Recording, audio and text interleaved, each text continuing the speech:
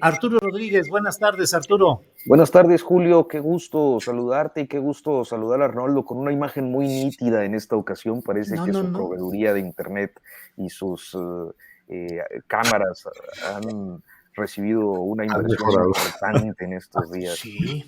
Oye, recomiéndanos, Arnoldo, qué proveedor, qué técnica, qué técnicos. Mira nomás, nosotros aquí No, todavía bueno, medios difusos. Arnoldo, bienvenido. Buenas tardes. gracias Arturo. Buena tarde. Yo ya estaba muy apenado, creía que era un complot muy serio de Samarripa y Temoris contra mí, pero bueno, ya más o menos logré poner unos diablitos y creo que hoy va a funcionar bien esto. Eso, muy bien, Arnoldo. Muchas gracias. Bueno, de ratito debe incorporarse Temoris Greco y mientras tanto él va un poco retrasado porque fue a un asunto de su atención médica en la que está ahí muy metido y en unos minutitos está por aquí con nosotros. Comienzo contigo, Arturo, porque fíjate que desde luego he leído con mucha atención el reportaje que publicaste en Proceso sobre pues los financiadores, el dinero, los intereses que están detrás de Latinus. Lo leí también en la columna que publicas semanalmente en el Heraldo de México. Arturo, ¿qué hay sobre este tema? ¿Quiénes son los que están detrás de la operación de Latinus? Bueno, mira, a mí me llama mucho la atención este tema porque creo que a veces cuando uno aborda un aspecto informativo concreto, los comentarios exigen un abordaje total de los asuntos y creo que a veces hay que explicarle a las audiencias que uno solo no puede contar todo, pero que bueno, todo sirve para contar algo y que bueno, en este caso hay diferentes materiales que abordan desde diferentes ópticas el proceso que pues tiene ya más de 3 semanas en la discusión pública, que es todo este asunto de José Ramón López Beltrán, de Baker Hughes, de la Casa de Houston, de si hay conflicto o no hay conflicto, de las respuestas presidenciales, algunas muy pues rudas en pues a su modo. Y por mi parte, yo propuse en Proceso ocuparme de qué es lo que había detrás de Latinos, porque me parece que se ha convertido en un medio de comunicación importante que ha estado publicando información respecto a la casa presidencial, concretamente de los hermanos Pío Martín, de la prima Felipa, y recientemente como difusor de este reportaje de José Ramón López Beltrán. Y creo que era importante porque la posición de Latinus no puede dejar de observarse también como parte de un momento en el que pues una antigua enemistad que es la de Roberto Madrazo resurge a través de un medio de comunicación que es controlado por su hijo Federico Madrazo y por su yerno Alexis Nikin, quienes han tenido intereses desde hace años en diferentes negocios, todos estos relacionados con el poder político y de manera muy destacada en el caso del sector salud, donde son proveedores de medicinas y también de algunos servicios de tecnología para el sector, concretamente pues de mantenimiento, de proveeduría de equipos de rayos X y de pues estas máquinas muy sofisticadas que se usan en laboratorios o en estudios del sistema hospitalario mexicano. Y diría que uno de los aspectos que me parecen muy interesantes de todo esto es ver quiénes se convirtieron en pues los principales generadores de negocio para estas personas. Y creo que sin lugar a dudas estaríamos hablando del gobierno en el Estado de México de Erubiel Ávila, exgobernador priista de esa entidad, que fue hasta 2017, cuando se le acabaron los contratos, y concretamente Silvano Aureoles, que sería el segundo, generando así un periodo de aproximadamente 6 años en el que a través de dos empresas lograron contratos por alrededor de 1,000 millones de pesos entre los dos. Ahora, no me arrogo la información, es algo que hace un año, justo casi un año, había publicado Álvaro Delgado en Sin embargo, y que bueno, tiene como, digamos, información complementaria en esta ocasión, pues esto del Estado de México que no era conocido, así como la sociedad en alrededor de 15 razones sociales, 15 empresas que operan en los giros más diversos, todos giros muy polémicos, digámoslo así, en diferentes oportunidades. Bueno, pues hablamos de seguridad privada, 2 o 3 empresas de seguridad privada, empresas del sector inmobiliario, empresas de cobranza y servicios financieros y naturalmente empresas que están en la proveeduría o en la comercialización de otro tipo de productos que hasta este momento no sabemos cuáles son, pero bueno, pues que nos permiten ver la diversidad de intereses del grupo financiero que está detrás de Latinos. Arturo, en el chat de este programa, la cuenta Master of Puppets nos dice que ahora sería Madrazus en lugar de Latinus. ¿Crees que por ahí va? Pues mira, yo lo que mencionaba tanto en una videocolumna en Notas sin Pauta, luego de una manera un poco más articulada en la columna del Heraldo el fin de semana, es que me parece que son dos personalidades políticas, la de Roberto Madrazo y la de López Obrador, que no se entienden hoy Sí. una sin la otra. O sea, ambos se catapultaron a la escena nacional en 1994 con aquella elección de Tabasco en la que pues Roberto Madrazo ganó en medio de un proceso repleto de dispendio de recursos que fueron probados por López Obrador, que acusaba pues estas y otras irregularidades. Fue desoído, pero que eso le dio un primer momento de notoriedad nacional o segundo, porque ya venía del éxodo por la democracia 3 años antes, en el 91. Son dos personalidades que a partir de ese momento, 91-94, crecen en el escenario nacional saliendo de Tabasco y uno llega a la dirigencia nacional del PRD, el otro intenta ser un candidato presidencial en rebeldía ante la designación de Zedillo, ante el dedazo de Zedillo sobre Francisco Labastida, no lo logra, pero se convierte en un referente del priismo, que lo ve como la alternativa, el priista que se necesitaba para recuperar el poder después de la derrota del 2000. En 2006 contienden los dos por la presidencia de la República.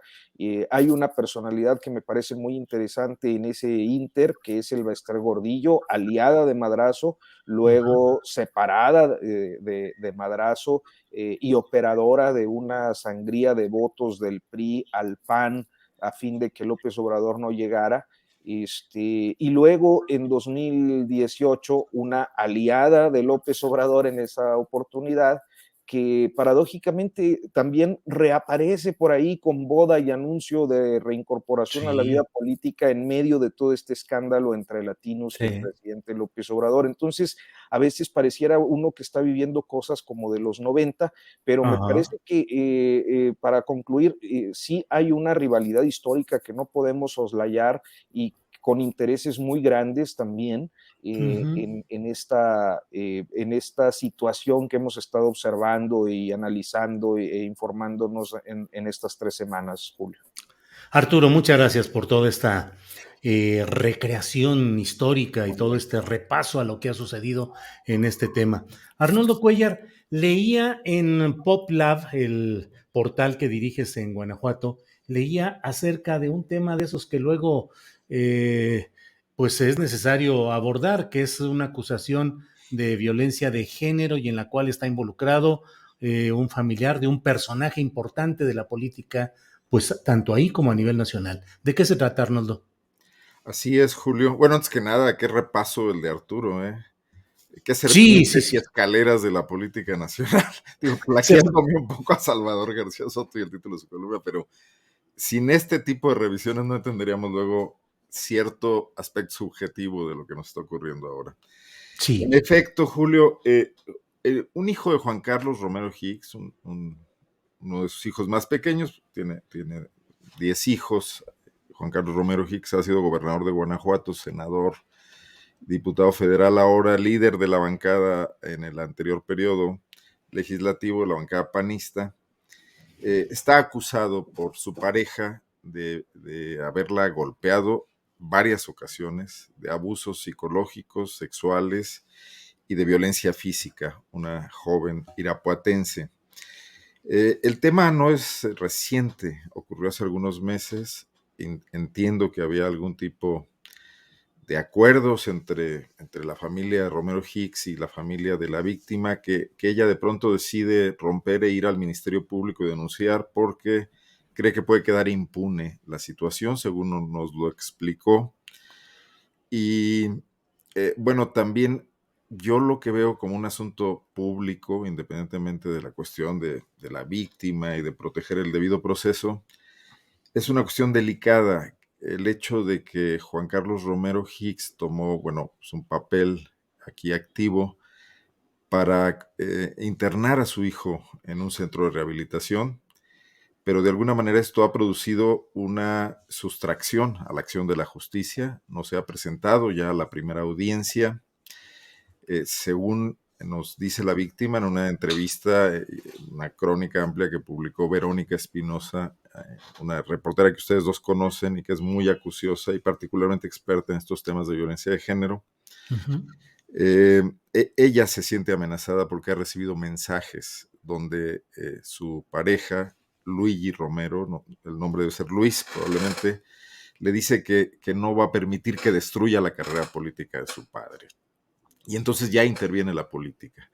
Pero tenemos antecedentes, tenemos el caso del diputado que nunca lo fue, que pidió, que no se presentó a tomar protesta, Jorge Romero, también panista en Guanajuato, homónimo del coordinador de la actual bancada, que estuvo detenido por acusado de violación y que fue liberado cuando pasó la crisis un poco mediática y política, fue liberado por la Fiscalía del Estado, por la Fiscalía de Carlos Samarripa, cuando el Ministerio Público reclasificó el delito a violencia de género. No recuerdo en este momento el concepto exacto, pero ya no meritaba la prisión preventiva, lo reclasifica.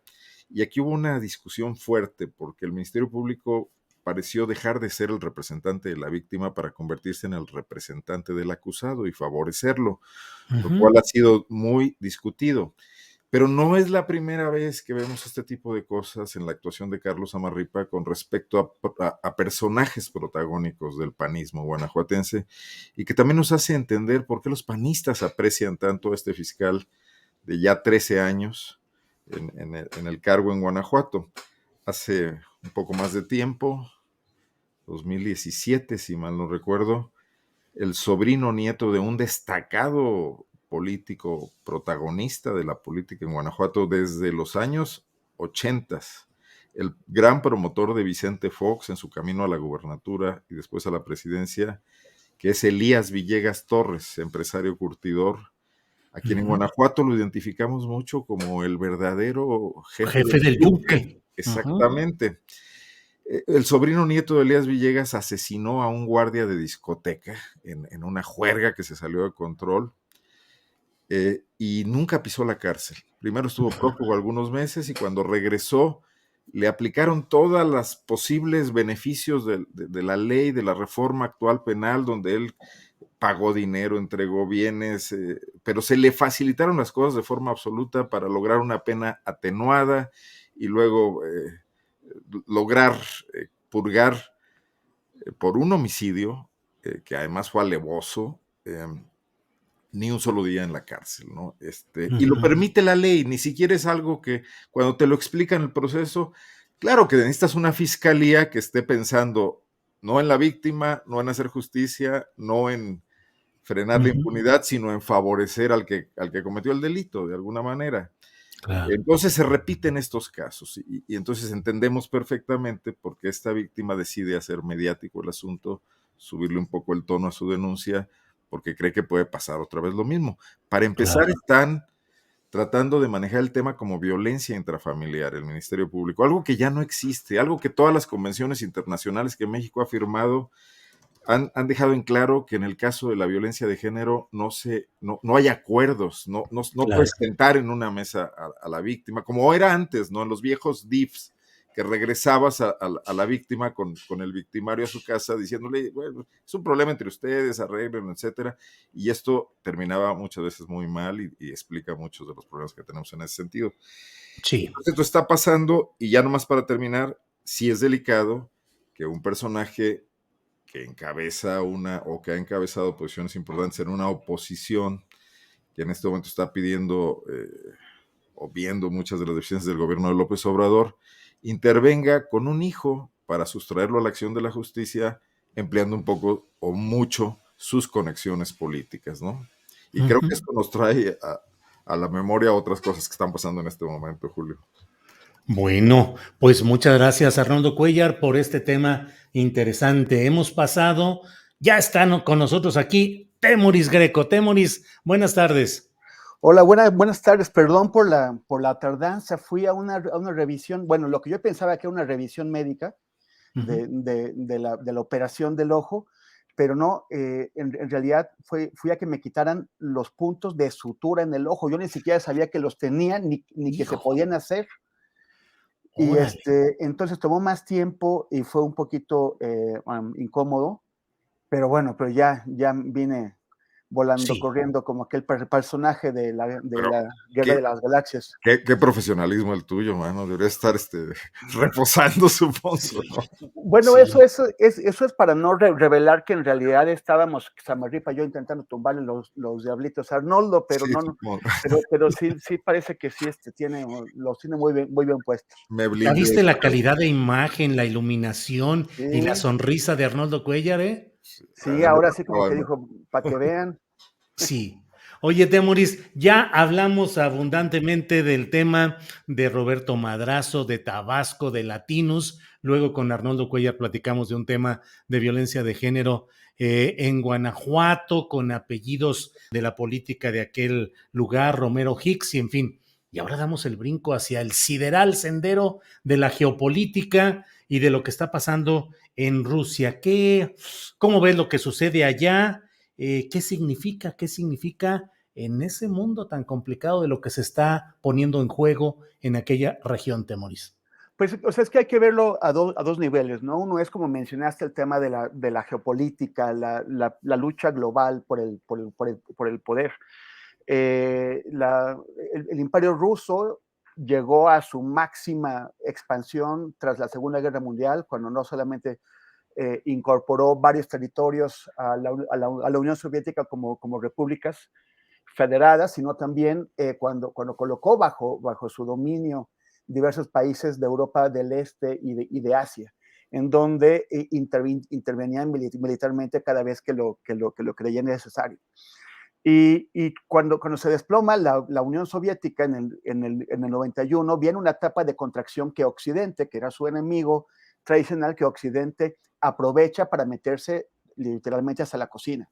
O sea, incorporaron a repúblicas que estaban bajo dominio ruso, como Latvia o Letonia, Lituania y Estonia, a la OTAN, los metieron a la Unión Europea, tomaron varios de los países que habían sido también controlados por los rusos, Polonia, Chequia, Eslovaquia y otros, en la OTAN y en la Unión Europea.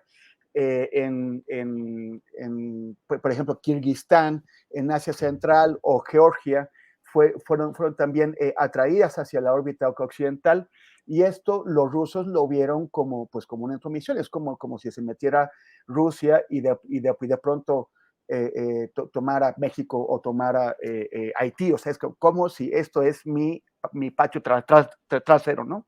Putin, sí, que es un señor desesperado por el poder, toma esto. O sea, ahora está intentando regresar. Ellos sí sienten un peligro existencial en que un país como Ucrania se incorpore a la alianza militar occidental. Lo ven como un peligro existencial porque es a la OTAN, porque es como tener a Cuba, por ejemplo, cuando Estados Unidos sintió que Cuba era un peligro porque ponían misiles en la puerta de su casa. Así también lo vemos Moscú, ¿no?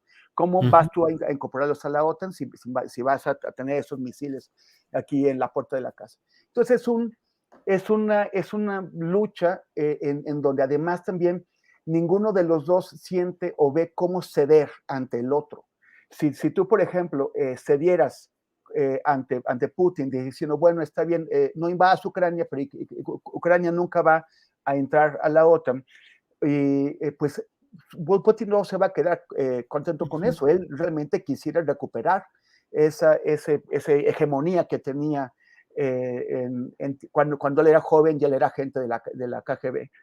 Y entonces él quiere que además otros países salgan de la OTAN, como Lituania, como Estonia, como Latvia. Y también quisiera recuperar su influencia en Europa del Este. Pero también Putin dice, si en ese momento que he hecho una apuesta tan fuerte cedo, pues ya nunca voy a poder parar a Occidente y van a incorporar a Ucrania a la OTAN y van a traer misiles acá. Ellos lo ven así. Eso es por el lado de la geopolítica. Por el lado de las ambiciones de los pueblos, de la autodeterminación de los pueblos, es claro que el pueblo ucraniano ya no quiere saber de los rusos, porque los rusos jamás lo han visto como una entidad aparte, como una entidad independiente. Los rusos lo ven como una colonia, ya eso lo han dicho. La propaganda rusa en este momento dice que Ucrania ni siquiera es un estado, que es parte de Rusia y lo mismo que los otros anteriores países. Y los ucranianos, lo mismo que los estonios y los lituanos, ya no quieren saber del dominio ruso. El tema es que están atrapados en esta lucha entre grandes gigantes. Hay una versión que intenta hacer pasar como que Ucrania está provocando a Rusia. Hay una versión de la propaganda rusa que dice que Ucrania está provocando, pero lo que esta visión o esta versión no toma en cuenta, y a mí me parece que es fundamental, es que lo que sea que ocurra, si hay una guerra, quien va a pagar los platos rotos son los ucranianos. O sea, los muertos los van a poner los ucranianos. La destrucción de la infraestructura, de las casas, de la economía, va a ser en Ucrania. Ellos son el teatro de guerra en donde se enfrentan poderes mucho más grandes. Obviamente que los ucranianos no quieren acabar con su país. O sea, en el caso de una guerra, Ucrania o pierde mucho o pierde todo. Entonces, y a mí me parece que se deben considerar en una posible solución dos cosas. Uno, la voluntad de los pueblos de autodeterminarse, de liberarse, pero también el derecho de los rusos a la autoprotección, porque si no, no van a soltar esto. O sea, la ambición de incorporar a Georgia y a Ucrania a la OTAN es excesiva, realmente es meterse hasta la cocina, es poner misiles al lado de Moscú, y esto los rusos nunca lo van a aceptar. Muy bien, Temoris, muchas gracias. Comenzamos hoy el programa, Arnoldo, Arturo y Temoris, dando a conocer el video que puso Mexicanos contra la Corrupción y la Impunidad, en el cual Raúl Olmos, el jefe de la unidad de investigaciones de esta agrupación, Mexicanos contra la Corrupción y la Impunidad, dice que la fuente que les dio la pista sobre la casa de Houston, así lo dice, es una fuente desde dentro de la presidencia. Y dice además que lo escuchen los del propio gobierno federal para que sepan que de ahí vino la pista, no la información completa, pero una pista. Quedé con Adriana Buentello de que terminando esta mesa vamos a reproducir esa parte, pero hay una que me llama mucho la atención y les pido que me permitan, se lleva un minutito y fraccioncita de esa misma entrevista. Andrés, por favor.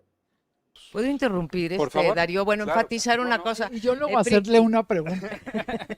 Primero yo le voy a hacer un reclamo a Raúl porque me estoy enterando al mismo tiempo que ustedes de cómo fue esto y eso que es que soy la presidenta de Mexicanos contra la Corrupción. No sabía yo esta información que estás compartiendo antes con el público que con tus compañeros, ¿eh? Hay un tache. Así Pero el quería... sigilo, Pero- sigilo. Pero quiero aclarar, la pista. Sí, La pista. no Una lo pista sé. de adentro que nos dice, chequen y empezamos a checar y a verificar y clic, sí dio. No, pero está bien, no es un reclamo, así trabajamos. Los periodistas en Mexicanos contra la Corrupción tienen toda la independencia y toda la autonomía para trabajar en sus investigaciones, no puede ser de otra manera.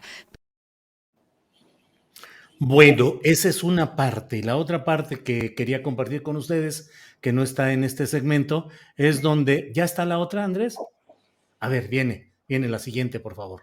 Pero quería enfatizar una cosa que dices y que antes era mucho más fácil en los 2 años que trabajamos todavía en el sexenio de Peña Nieto, los 2 últimos años del 2016 al 2018. Ahí dijo una cosa, Raúl, que yo quiero enfatizar, que es que teníamos interlocución con los integrantes del gobierno a todos los niveles. Bueno, yo te diría desde el presidente hasta directores generales. Esa puerta ya está prácticamente cerrada para los periodistas, pero también para los investigadores que hacemos investigación aplicada. Y esto es muy grave porque ni siquiera podemos confrontar nuestros hallazgos con estas personas para que se defiendan, para que lo nieguen, para que nos digan, oigan, sí, pero se tenía que hacer de esta manera por tal y tal. Esa puerta está cerrada y es muy grave en la democracia. Ahí les quiero preguntar, Arturo, me suena, pero a lo mejor estoy yo aquí ya de sospechosista, que Amparo Casar hace casi una confesión de que la bronca está en que ya no tienen el acceso privilegiado al presidente, a los funcionarios, para confrontar directamente sus posturas, hallazgos o investigaciones con esos funcionarios, pero tienen, hasta donde yo podría suponer, la opción, por ejemplo, de la propia conferencia mañanera mediante enviados que tuvieran de sus propios organismos, o no sé, pero me suena así como decir, nos han cerrado las puertas de la interlocución y eso es muy grave para la democracia. ¿Qué opinas, Arturo? Que yo creo que, mira, me parece que María Amparo Casar descubre algo que muchos periodistas hemos padecido siempre. Es decir, lo voy no lo voy a matizar, así como es. En los sexenios de Vicente Fox, a mí me tocó particularmente el de Felipe Calderón y el de Enrique Peña Nieto. Era imposible tener una versión para contraste. La realidad de las cosas es que había alguna clase de veto para determinados periodistas que estábamos pues normalmente buscando temas e informaciones y que no nos daban el acceso pues porque simplemente no querían y luego pasaba lo contrario a lo que siempre le ha pasado a Mexicanos contra la corrupción. Sacábamos alguna información, algún reportaje y era un vacío absoluto.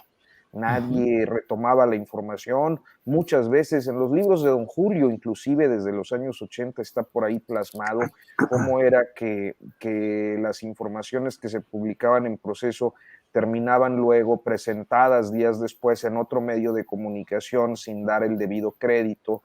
Me pasó también con corresponsales internacionales, porque luego se tiene mucho la idea de que, ay no, es del New York Times o del Wall Street Journal, y también nos pasaba todo el tiempo con los corresponsales internacionales que publicábamos algún reportaje, alguna investigación, y luego la publicaban ellos con la misma información, imposible de que dieran con los mismos datos, porque era una idea del reportero, porque había sido un proceso largo de acopio de informaciones, y salía en un medio estadounidense o europeo, y entonces sí, todos retomaban, ¿no? Dice el New York Times, Mira, la realidad de las cosas es que creo que más allá del acceso que Mario Amparo Casar, por lo visto, acaba de descubrir, hay diferentes consideraciones que pudiéramos hacer al respecto. O sea, yo no soy particularmente un periodista que sea porrista de la 4T, creo que pues he tenido algunos trabajos críticos o bien informaciones que han incomodado a la administración pública, y sin embargo yo sí puedo decir que en estos años he tenido más accesos que los que tuve nunca en sexenios pasados.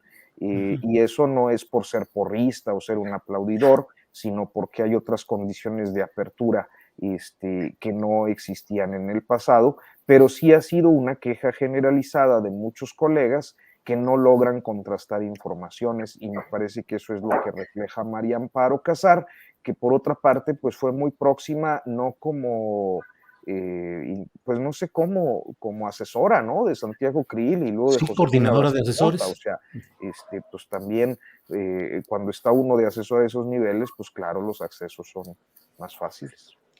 Gracias, Arturo. Arnoldo Cuellar, ¿qué opinas de esto que hemos puesto de Mexicanos contra la Corrupción, las declaraciones de Casar, las declaraciones de Raúl Olmos? Bueno, cuando hicimos el reportaje el año pasado sobre el perfil de Carlos Amarripa, el cacique, el caudillo de la justicia de México, le mandamos 2 cartas y le pedimos como 5 veces la posibilidad de hablar con él y ni respuesta tuvimos. Una de las cartas incluso la mandó el director de Conectas directamente y tampoco a él le respondieron, ¿no? Contestó una jefa de prensa que lo iban a ver y nada más. Es cierto lo que dice Arturo, pues esta es una cuestión en México bastante normal, sobre todo cuando estás trabajando temas que ellos saben que son una exhibición directa de algunas de sus fallas, ¿no? Y además está el otro asunto, cuando creen que pueden negociarlo de otras maneras y que a lo mejor lo que quieres es publicidad y lo intentan. Y si no, si es una postura de no, lo que yo quiero es la información, se cierran muchas puertas. Pasó, por ejemplo, no solamente con Popla, pasó en Guanajuato cuando Juan Manuel Oliva era gobernador y el AM asumió una postura muy crítica en esos momentos, ¿no? A nosotros nos pasó en Zona Franca con Bárbara Botello, alcaldesa del PRI. O sea, los políticos en México se están cortados con la misma tijera. Yo realmente lo que quisiera decir es que me parece muy, no, la palabra no es decepcionante, porque bueno, ahora sí que se desilusionen los que estaban ilusionados, como decía el viejo panista, ¿no? Ujú. El tema es que me parece muy chato de parte del presidente López Obrador seguir esa vieja política tan priista, tan panista, yo lo dije aquí la vez pasada, no sé si se alcanzó a oír, ¿no? De confundir al señuelo con el verdadero adversario. Porque si vemos que detrás de muchos de los ataques que está recibiendo López Obrador, algunos de ellos con elementos periodísticos por lo menos dignos de tomarse en cuenta, como es la casa de Houston, eh, él mismo ha señalado claramente que hay fondos provenientes de quienes hacían grandes negocios con el gobierno en el pasado y que los han perdido.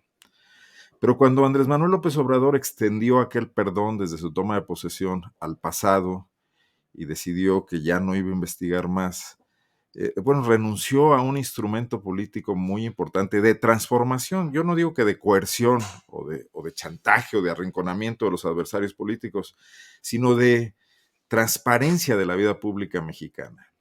Porque tenemos derecho a saber si las medicinas caras de los sexenios pasados beneficiaron a Roberto Madrazo o a Juan de las Cuerdas. Los mexicanos necesitamos saberlo. Y cuando fuimos a votar por un presidente que dijo que iba a luchar contra la corrupción de arriba abajo, era un poco en ese sentido. Necesitábamos saber qué pasaba en el aeropuerto, no nada más cancelarlo. Porque México viene de una larga historia de corrupción y perdonarla es mantener la impunidad. A mí me da mucho la idea de que es el viejo pacto de complicidad, de que te perdono a ti para que me perdonen a mí posteriormente, que han hecho todos los presidentes de este país. Y eso entonces no corta de tajo la historia de pobreza política, de corrupción, de país bananero que tenemos y que pudiera dar lugar a un momento diferente, ¿no? Y que creo que un político como López Obrador, que ha insistido mucho en que no tiene cola que le pisen, podía haber intentado. Ujú. Y no estarse distrayendo con los lorets de este mundo, ¿no? Porque en realidad los 35 millones, pues le sobran a quien hacía negocios con las medicinas en las cantidades que se nos ha dicho. Esos 35 millones son una propina. Y a mí lo que me interesa saber es qué hay detrás de la otra fortuna. ¿A quién dañó? ¿Cómo perjudicó a las instituciones de salud mexicanas? ¿Por qué hoy estamos en esta situación de deterioro, no?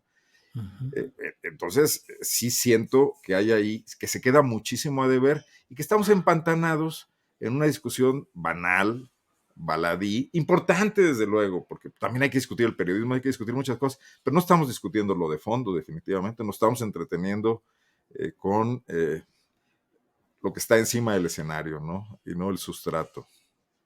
Bien, Arnoldo, gracias. Temoris Greco, por favor, tu opinión, tu reflexión sobre lo que hemos difundido en este video de posturas de María Amparo Casar, presidenta de Mexicanos contra la Corrupción y la Impunidad, y de Raúl Olmos, el periodista en jefe en la publicación de este conjunto de imágenes y de datos respecto a la Casa de Houston. Tu micrófono, tu micrófono. Yo creo que Arturo lo puso bastante bien, con bastante claridad. Habría que preguntarse, yo no lo sé, pero habría que preguntarse si cuando María Amparo Casar fue asesora de Santiago Krill y había temas polémicos, temas incómodos, periodistas críticos, ella les brindó el acceso a Santiago necesario, como el que está pidiendo ahora. Y también es cuestión de que, bueno, o sea, finalmente este grupo que dice, ella dice investigación aplicada, pero también es del litigio estratégico. O sea, es lo complicado de Mexicanos contra la Corrupción. Si nada más fuera una organización que realiza investigación sin un sesgo partidista, sería una cosa, pero hace un activismo directo al hacer este litigio estratégico. Entonces, ¿a quién le estás pidiendo que te dé la información? O sea, a la misma persona contra la que después vas a litigar judicialmente. O sea, no es un medio de investigación o un centro de investigación común y corriente, es un centro que está haciendo este tipo de actividades. Por el otro lado, tienes razón. O sea, independientemente de que es posible que exista algún tipo de incongruencia, sí es importante que cuando se realiza una investigación de carácter periodístico o aplicado, como dice ella, haya la posibilidad de tener una interacción con las personas investigadas. De hecho, es una necesidad del periodismo. Es una necesidad que tú le des la voz a quien estás investigando para que te diga si es cierto o es más o menos cierto o no es cierto o de plano es una barbaridad lo que estás diciendo. Que lo puedas investigar, o sea, digo, que lo puedas involucrar. Es un derecho de la persona a quien estás denunciando el poder responder, el que tú lo invites a responder a tu investigación. Entonces eso ha pasado con los gobiernos anteriores y está pasando con el actual. Está pasando en ese asunto. Qué bueno, me da mucho gusto que nuestro querido Arturo tenga esta capacidad de interactuar con las personas en las que investiga. Vemos que otros medios no. Y eso se parece un poco al pasado, ¿no? Algunos medios sí tenían acceso, otros medios no. Está el tema de la transparencia, está el tema de que el Sistema Nacional de Transparencia no consigue que las instituciones públicas desvelen información que debería estar a disposición de quienes la solicitan, y que cuando después de mucho darle vueltas se logra que entreguen esa información, lo que entregan son documentos totalmente tachados en los que no se puede entender nada ni se puede obtener ningún tipo de información útil. O sea, están haciendo como que cumplen cuando en realidad lo que hacen no cumplen. A mí me parece que este gobierno está tan distante de la transparencia necesaria para el público ante la ciudadanía, ante los gobernados, ante quienes los elegimos, como estaban los gobiernos anteriores. Entonces, creo que sí es necesario dar muchos más pasos allá y presionar, aunque yo no creo que en ese sexenio se logre ya, dado los conflictos que estamos viendo y el escenario preelectoral, sí podría esperar que candidatos presidenciales se puedan comprometer con una mejor comunicación con los medios de comunicación, aunque parezca redundante, en beneficio del derecho de la sociedad a la información. Gracias, Temoris.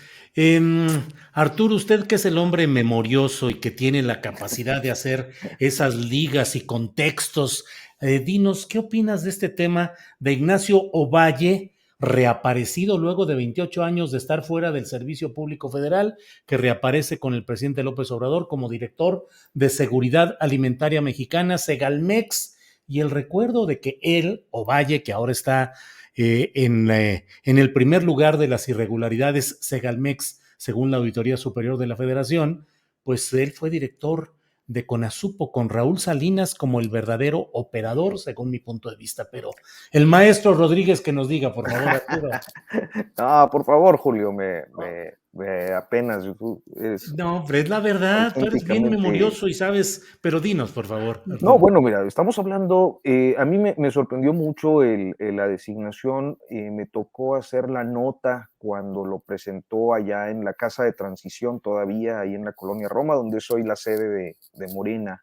Uh-huh. Y me sorprendió mucho la designación porque estamos hablando, pues, si no me falla la memoria en este momento, porque luego no te creas, no me acuerdo tanto, creo que fue particular de Echeverría, ¿no? Sí, sí, Luis sí, Echeverría. sí. Fue secretario particular de Luis Echeverría y efectivamente, digamos que el director de papel de Conasupo durante el sexenio de Carlos Salinas de Gortari, en un periodo en el que auténticamente quien movía los hilos de la Conasupo pues era Raúl Salinas de Gortari. Y me sorprendió mucho la designación y me parece que tampoco es de extrañar, por una parte, ver que en aquel momento lo que yo me expliqué fue, bueno, finalmente necesitan a alguien que sea capaz de saber cómo armar estructuras para reparto de pues, los contenidos de los programas sociales, ¿no? Uh-huh. Y bueno, pues ¿quién más tiene experiencia en eso? Pues un priista veterano, un priista echeverrista, un priista Clientelismo salinista, electoral.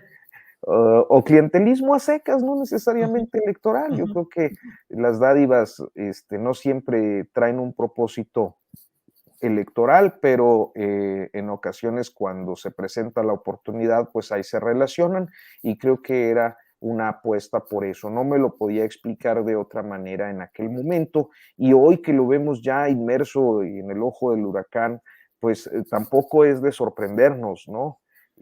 No solo, y lo pondría en estos términos, no solo por el tipo de perfil político que es, sino también por un desfase en el conocimiento de la administración pública.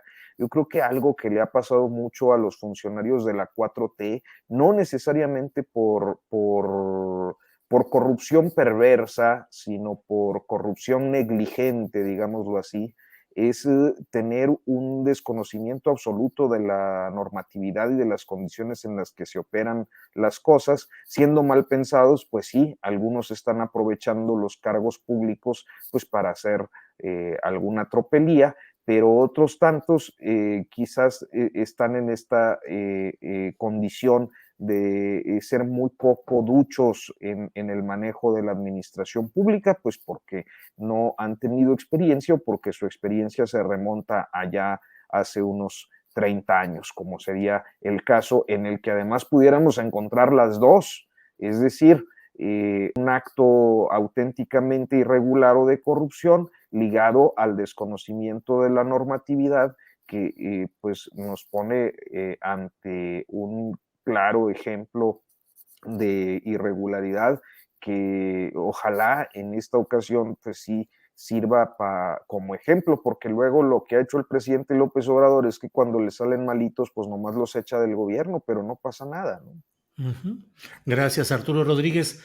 Arnoldo Cuellar, ¿qué opinas de este tema de Ignacio Ovalle, director de Segalmex, y su historia política relacionada inevitablemente con Raúl Salinas de Gortari, el salinismo y Conasupo? Arnoldo, por favor. Bueno, pero además tiene 77 años. Sí, Dicen que chango viejo no aprende maroma nueva.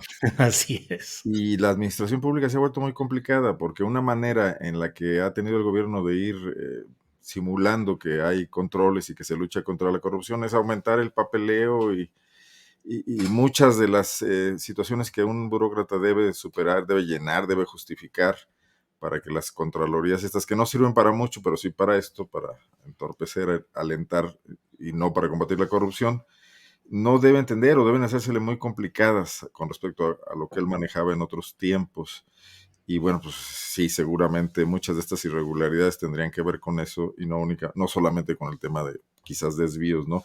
Pero yo creo que Arturo toca algo central, la falta de cuadros del movimiento transformador del presidente López Obrador, que lo ha obligado en otros casos a improvisar y a arriesgar por gente muy joven, como la nueva presidenta del Banco de México.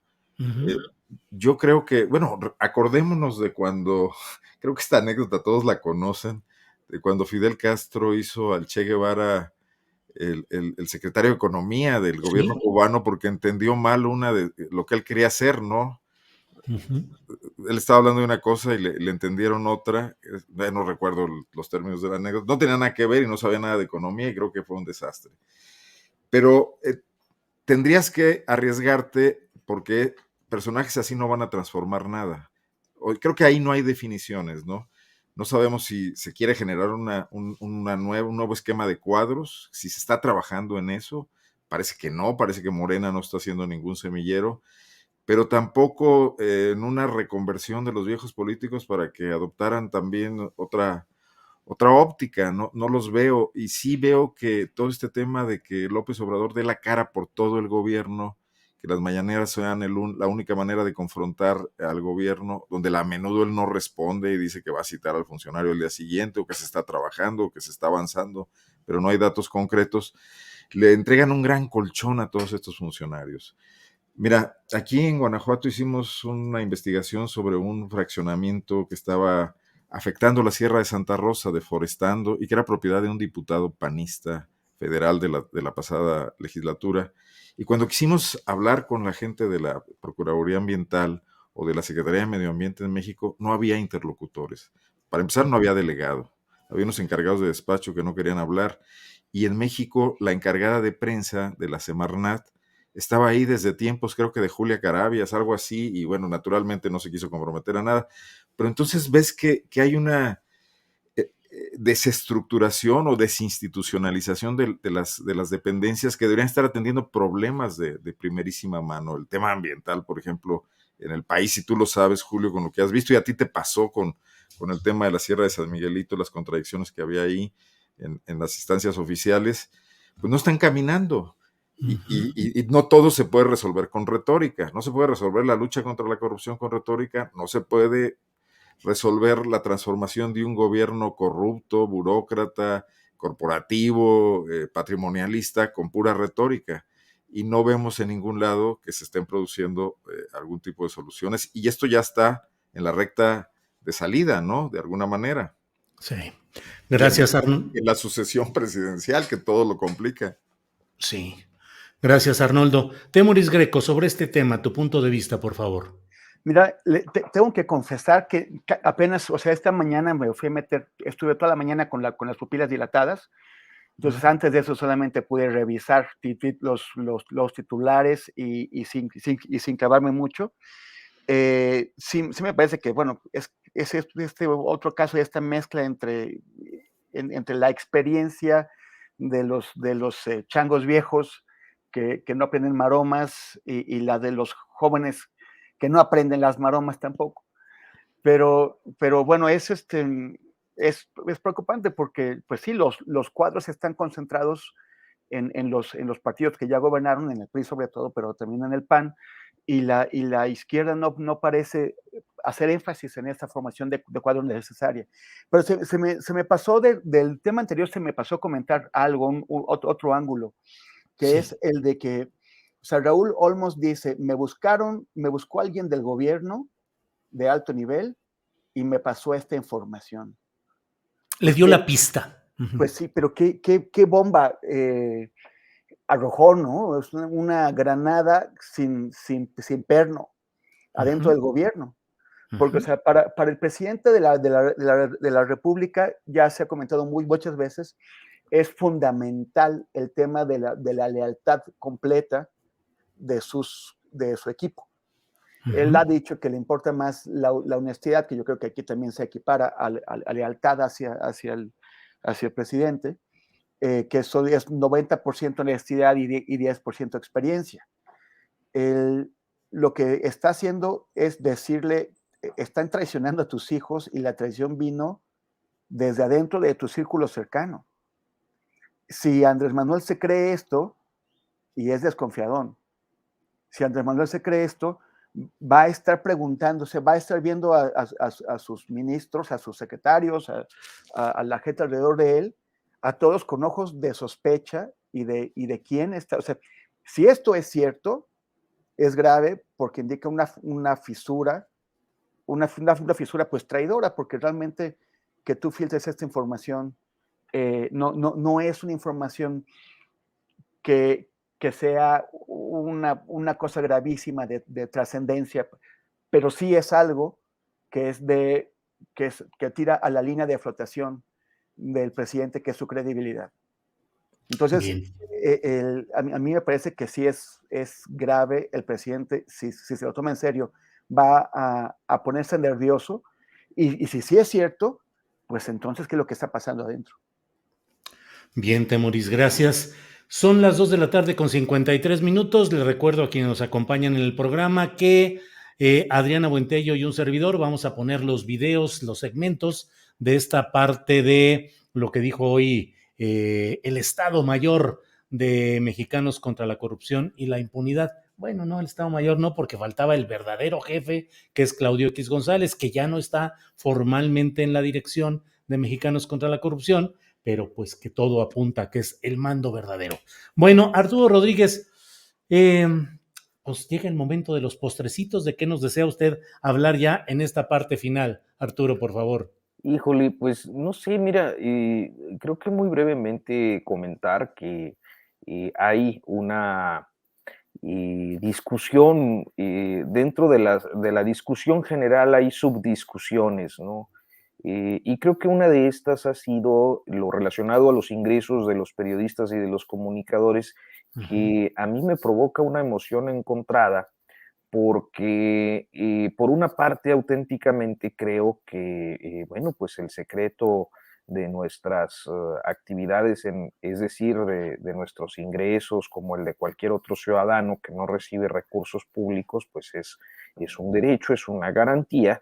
Y por el otro lado también observar que la mayoría de los periodistas ganamos poco en este país. El salario pues debe andar por ahí de los 9,000 pesos más o menos promedio mensual en México de los reporteros, frente a ingresos muy grandes de algunos comunicadores que muchas veces, y creo que esto es algo que poco se ha discutido, llegan a los principales espacios de la radio y la televisión en virtud de las carteras de clientes que Claro, ofrecen a las empresas. O sea, claro, no es Arturo. como que uno llegue y diga, bueno, pues yo soy periodista y tengo estas experiencias y he logrado revelar estas informaciones y me gusta hacer locución, etcétera, y te contratan. En la mayoría de los casos, los espacios estelares dependen mucho de las carteras de clientes de los comunicadores que llegan a esos espacios estelares. Entonces, si un comunicador llega y ofrece, no sé, 8 millones de pesos garantizados por publicidad comercial a partir de su contratación, él se lleva, pues digamos que una octava parte, un millón o 1,5 millones de pesos, yo qué sé. Pues es un buen negocio tanto para la empresa de medios como para el comunicador.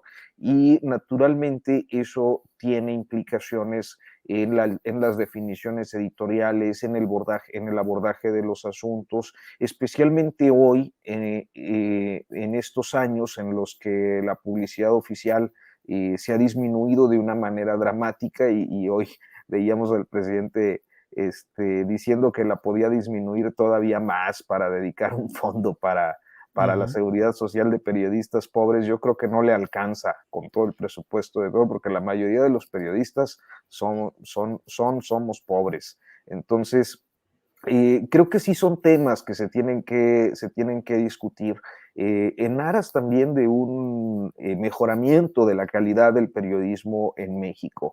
Quizás no me gusta o quizás no a todos nos gusta que sea el presidente quien esté alentando esta discusión, pero diría que no hay nadie más que la esté alentando. Entonces, pues, insisto, me provoca una emoción encontrada porque, pues, al menos a mí sí me gustaría saber cuál es el origen de los fondos que posibilitan la contratación de muchos malos, auténticamente malos periodistas, ya no solo periodistas, malos conductores, aburridos, sosos, sin la menor pizca de simpatía, pero que están ahí en los espacios estelares, acaparando la agenda.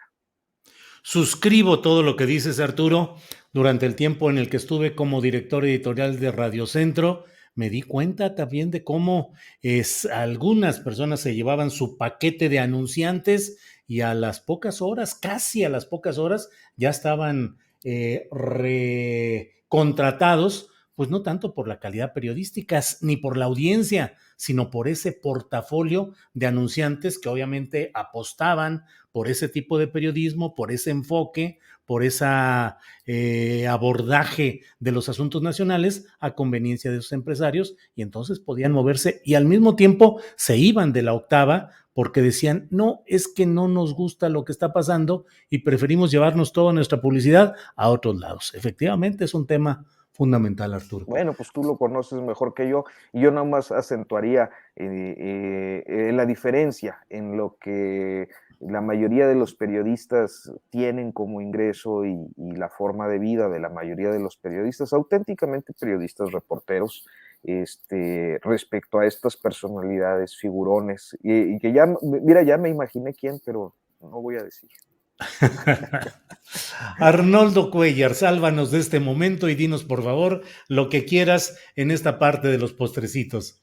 Sobre lo mismo, Adelante. a mí sí me parece que es de interés público saber estas cuestiones, cómo se manejan. Yo hablaba la semana pasada o la antepasada, creo, cuando sí me podía escuchar, de la agenda de las grandes empresas de alimentos y de refrescos y de distribución y de cervezas y de medicamentos y de alcohol y de tabaco, que está presente en los medios de comunicación, que tiene un lobbying muy fuerte frente a los diputados, que tiene la obsesión, y no es obsesión, el objetivo político claro de evitar que sea regulada, y no nomás en México, esto, hay temas famosos, hay películas además buenísimas sobre el tema, las batallas las tabacaleras para no hacerse cargo de los casos de cáncer en los Estados Unidos y de aceptar la responsabilidad, ¿no?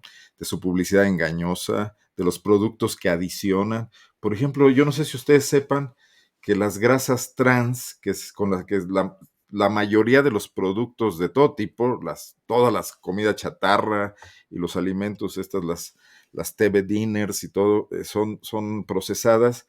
Hoy se sabe que son más dañinas que las grasas que sustituyeron, que las grasas saturadas que provocaban obesidad.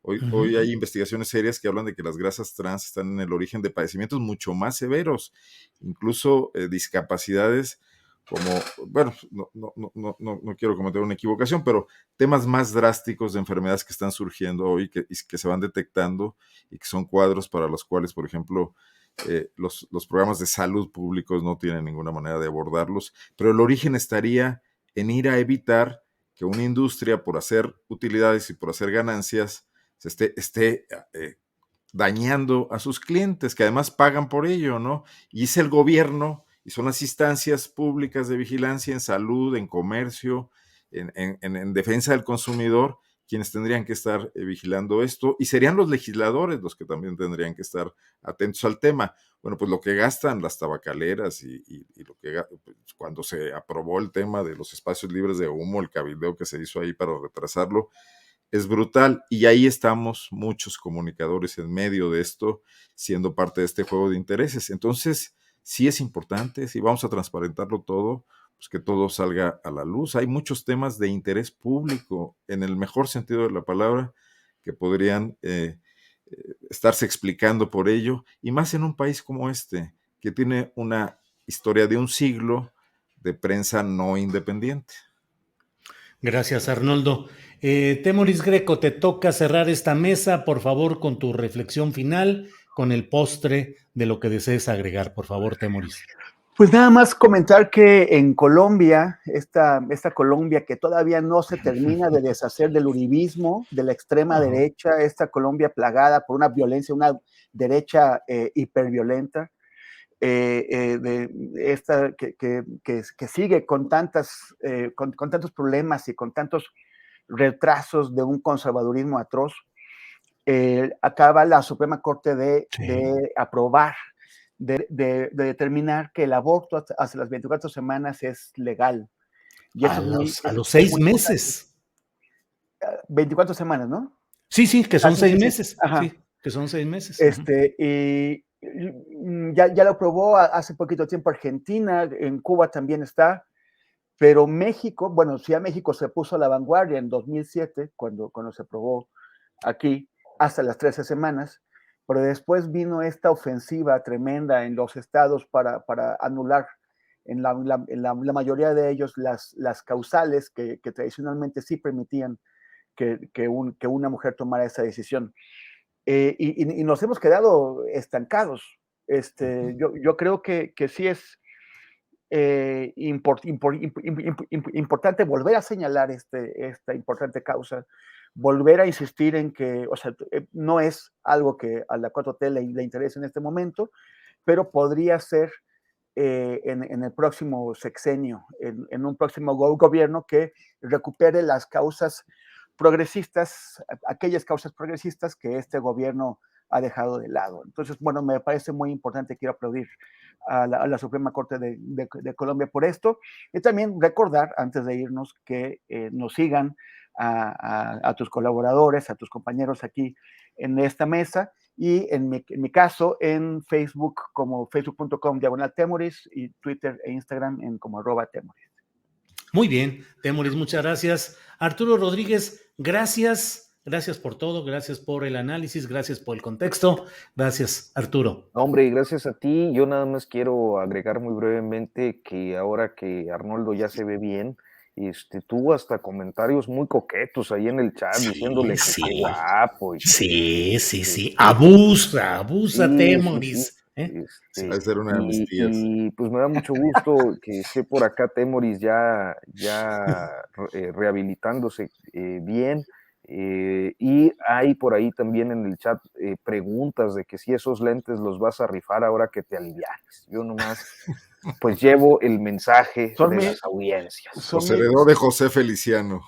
Son la herramienta de trabajo del estrellato. Con esto ya me voy ahora que deje el periodismo y me convierta en cantante popular.